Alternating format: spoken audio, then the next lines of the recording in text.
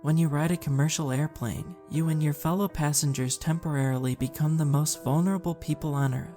You can't really move when you're sitting down, and you can't get up unless they allow it, even if it's to go to the bathroom. They control what water you can drink, and even the air you breathe. First graders have more liberty than airplane passengers. Prisoners have more autonomy. Airlines try to get you to ignore this fact with in-flight movies and complimentary peanuts, but your animal body knows the truth. It's what makes flying such a nightmare. Nevertheless, we sign up for this nightmare because the vast majority of flights take off and land smoothly. They say it's safer than driving a car, right? Well, I know what happens during those statistical anomalies, when the plane crashes or, even rarer, disappears. Before I tell my story, you should know that you will put yourself in danger just by reading it. There are people who don't want my story to get out, fat cats with fatter wallets, who have a lot to lose. They pay big bucks to keep this story out of mainstream news and off of social media, which is why I decided to come here. This place gives my story the plausible deniability of being fiction and lets me remain as anonymous as possible.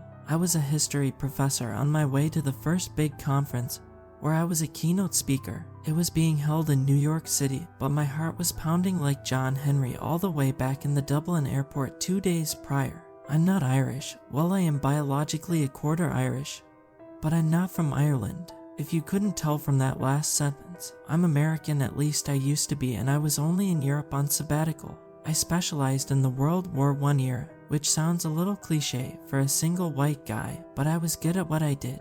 My research involved new evidence that put a sort of utilitarian twist on the outcomes of the war in a way that other historians found interesting.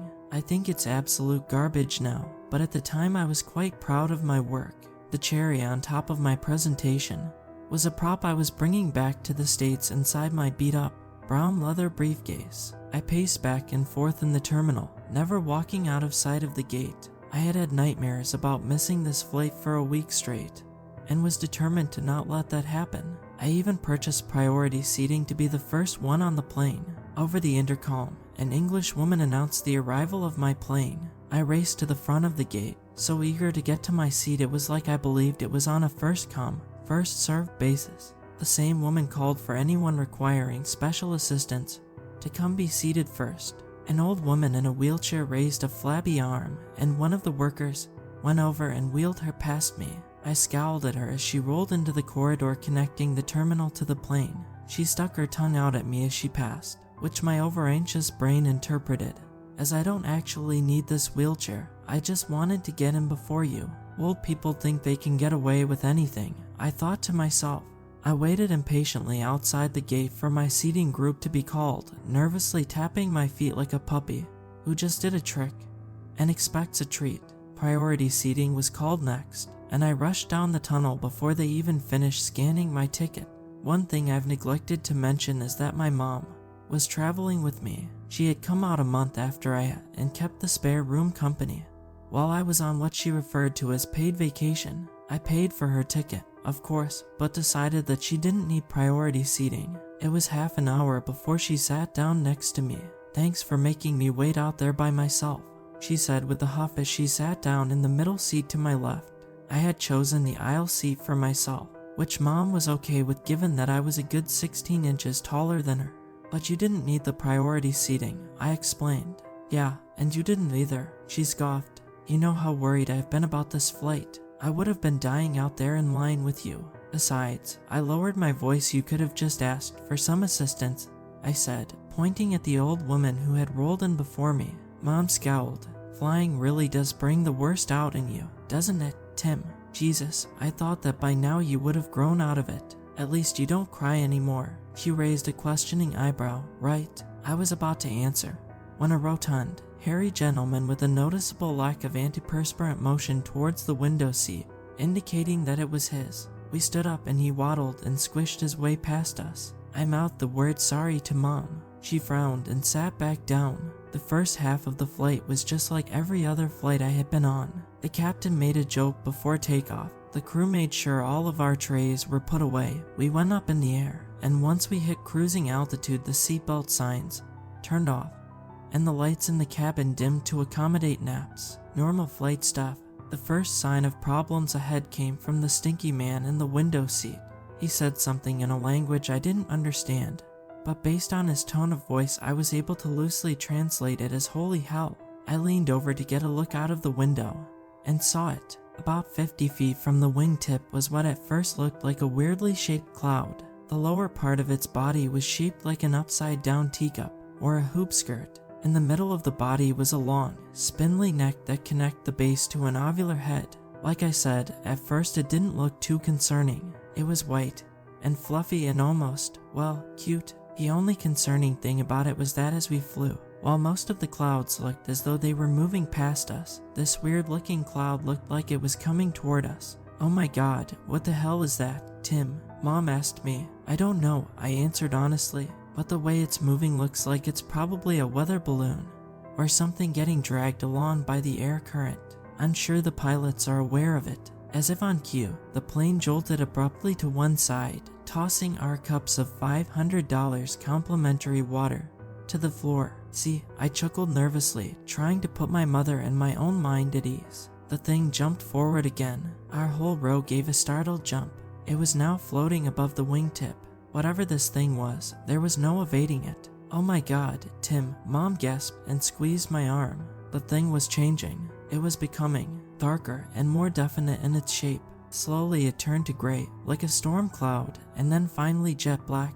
The lower part split into sections, which separated, and began to writhe like floating tentacles. My mother was now screaming, "What do we do? Oh dear God, help us please, please." Not knowing what else to do, I called out, "Flight attendant, you need to see this." I looked around for the nearest flight attendant, and found none. That's when I noticed the repeating thud coming from the front of the plane. I stuck my head into the aisle, and saw 4 of the flight attendants pounding on the cockpit door, while the other 2 performed CPR on the old woman in the front. Soon one flight attendant took to kick the door, and the rest followed suit. After what seemed like too long, there was a snap, and the door flung open. I gasped. There was another, identical thing with its tentacles pressed against the glass. It had a mouth that was surrounded by a ring of razored teeth, with 2 other rings of teeth that opened and closed further down its throat. The mouth had broken through the windshield and moved as though it were sucking the air out of the plane.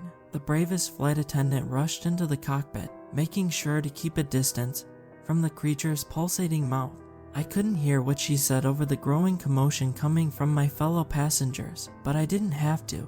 I could see it for myself. 2 empty seats. The pilots were gone. I may have only been a history professor with almost no knowledge of aviation, but I knew this was not good news. Somewhere, a woman shrieked, "What's going on up there?" Mom yelled more than asked, "The old woman is having a heart attack." I stuttered, hoping that she wouldn't know from my tone of voice that a flying squid monster had just eaten the pilots. I thought about my options for survival given the current state of affairs. I looked out the window to my left and realized that the thing had left, or maybe it was what had eaten the pilots. "Okay," I said to myself, "one monster isn't that bad.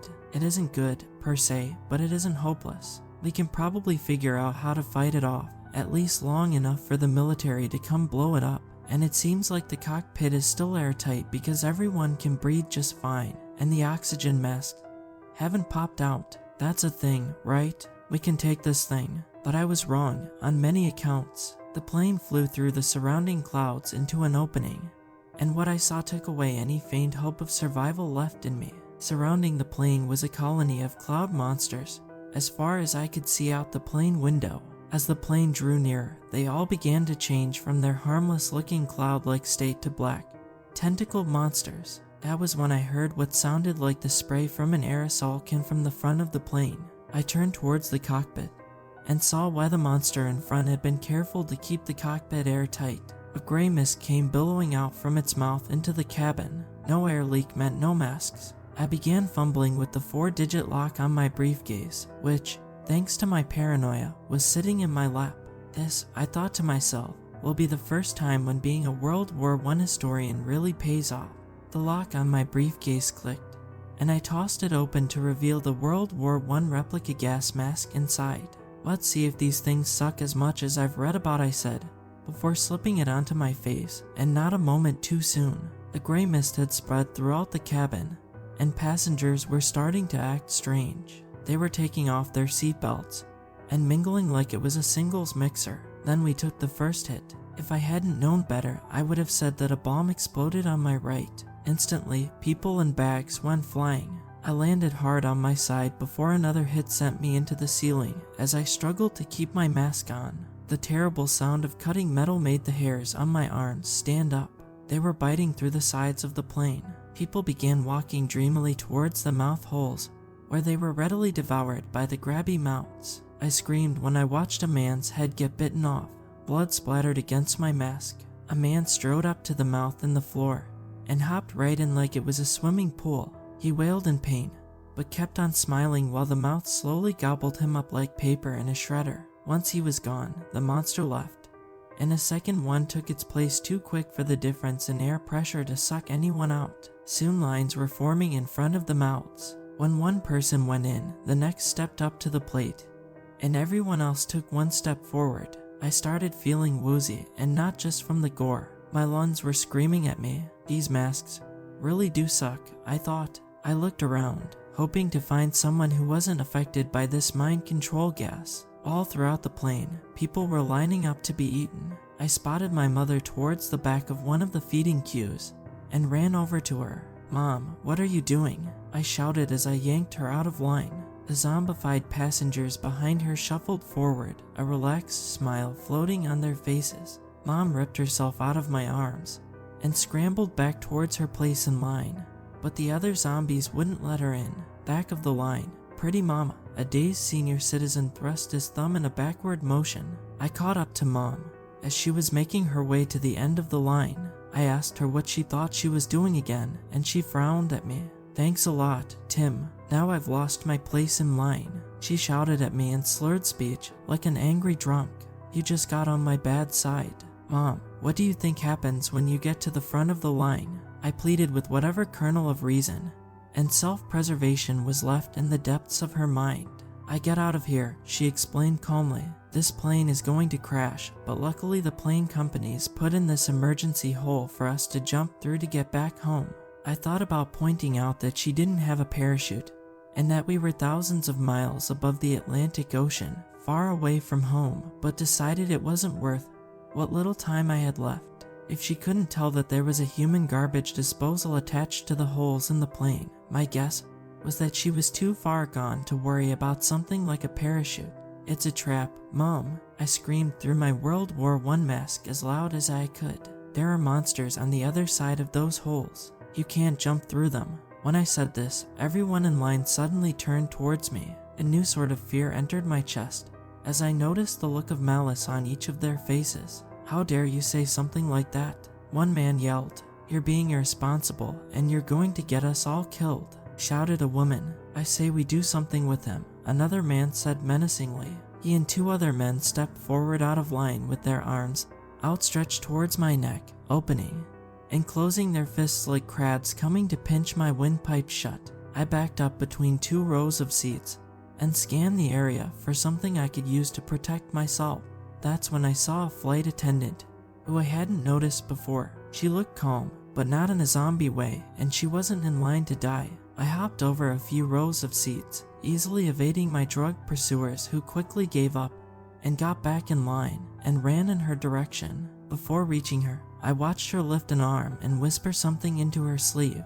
"Hi, have you been mind controlled?" I asked. She jumped back a little when I asked this question, apparently unaware that I had been approaching her. She looked into my eyes, paused for a moment, as though she were deciding what her answer should be, and then drooped her eyelids and grew a dopey smile like the rest of the passengers. My heart sank for a second when I believed her act, but then I noticed what had looked like a normal backpack on her back. Up closer now, I could see what it was. She had a parachute. "Hey," I yelled as hard as my oxygen-starved lungs could manage. "What the hell is going on here? I need to get in line," she said in a monotone voice. I gripped her by the shoulders. "I just saw you shove something into your sleeve, and you're wearing a parachute. I know you haven't been drugged like the others." I paused, the wheels turning in my head. "Wait, did you know this was going to happen?" She paused again, this time with a dash of fear in her eyes, like a kid caught with their hand in the cookie jar desperately trying to think of a good excuse for their behavior. Or perhaps like a spy whose cover has been blown. Suddenly, she punched me in the diaphragm and knocked the wind out of me. I doubled over in pain, and she seized the opportunity to rip off my mask. Everything happened so fast that I barely registered it, but when I felt that mask start to peel off my skin, I drew in a quick breath. On my knees, I rushed her legs and toppled her onto the floor. Quickly, with instinctual movements I didn't know I could execute, I hopped on top of her, pinning her arms down with my legs, and pried the mask out of her hand. Dark spots floated in my vision. I desperately needed to take a breath. I pressed the mask to my face, not even waiting to secure it on my head before taking a gulp of air. After a few breaths, I put the mask on properly and looked down at my captive. "Whatever," she said hotly, "you're not making it out of here alive." In that moment, the plane took a huge hit, and I went headfirst into the wall of the cabin. After that, I can only remember pieces of what happened, like PowerPoint slides or snapshots in a scrapbook depicting the final moments of our flight. I came to briefly when a swarm of the monsters ripped the plane in two, snatching up as many people as they could and letting the rest fall back down to earth. I saw the spy run out of the split cabin and dive into the air like an action movie stunt double. The next memory I have is just a flash, and it's of me falling through the air. Then I remember being wet and flopping around for something to hold on to. Finally, relief.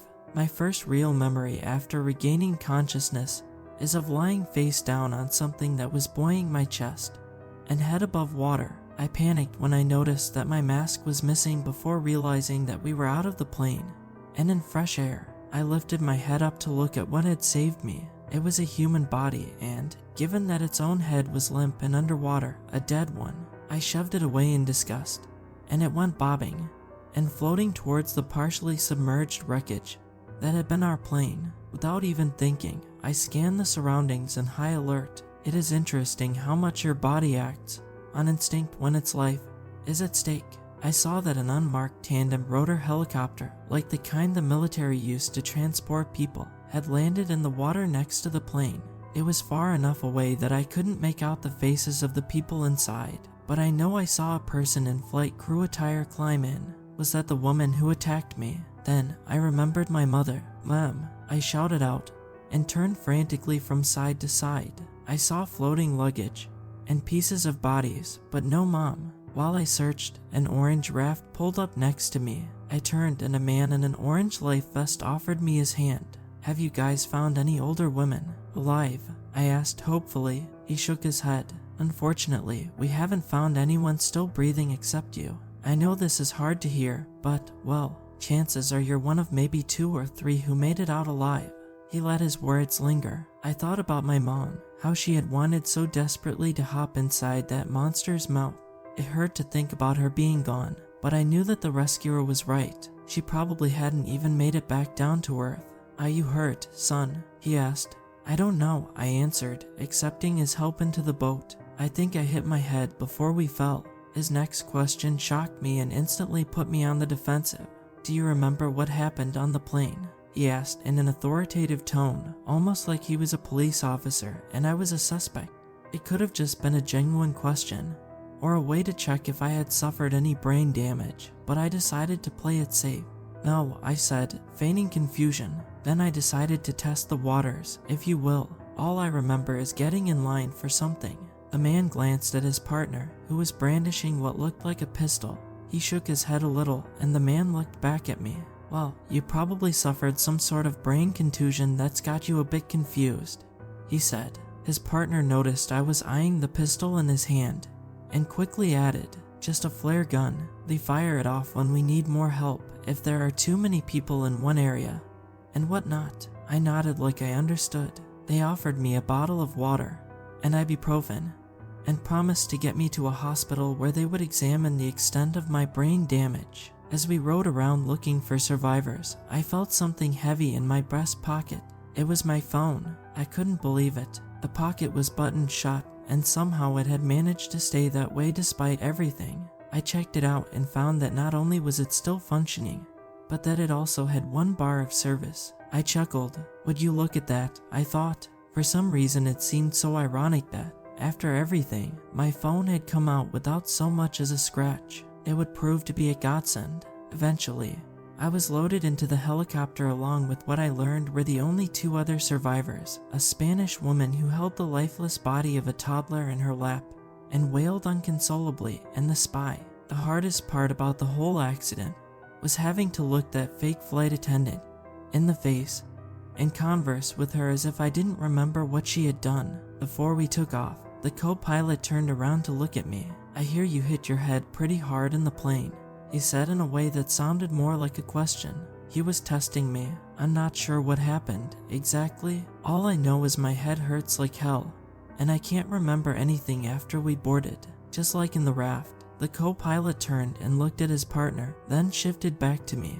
What is it you do again? He asked. I'm a history professor, I explained. Then, hoping to secure my safe return home, I lied a little. I'm supposed to give the keynote speech at a conference in 2 days, and you'll never believe this, but my phone is still working. I pulled the phone out of my pocket and pointed out the bar of service, so I gave them a call and told them that everything was okay and that I would be there on Friday. I chuckled, pretending that I had only said this to point out the irony of my situation. The men looked at each other and the pilot nodded. Well, good for you, he said, starting the helicopter's engine as he did. Let us know how it goes. I'm still not quite sure what attacked our plane that day, but whatever they are, the people in charge know about them and want to keep their existence a secret. I've tried researching the topic, but all I have found so far is the story of a man who survived a plane crash, but with severe injuries. In the hospital, he told stories of a hole that opened up in the plane's floor and how everyone decided to line up one by one and jump through it. He explained that in the heat of the moment it seemed like the right decision. Of course, the plane had crashed before he made it to the front of the line, which is probably what saved his life.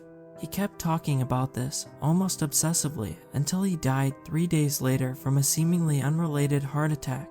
Why lie and cover up the existence of these creatures? Maybe they are aliens who struck a deal with the world leaders, or maybe they are ancient inhabitants of Earth who require human sacrifices in exchange for relative peace. Maybe the cover-up is just to keep people buying plane tickets. What I do know is that the United States military has to be aware of these things and continues to do nothing about them except feed them more humans. And that makes me think that, whoever they are strong enough to give the biggest war machine on Earth a run for its money. Thinking about it makes me shudder. Giant beasts, stronger than the military, hiding amongst the clouds. What happens when they decide to come down and pay us a visit? There is a reason why, even with military-grade technology and a million different safety checks, planes still go down and even go missing. People need to know that these things are out there, and that by flying they put themselves at their mercy. If they are unlucky enough to be attacked, there isn't anyone on Earth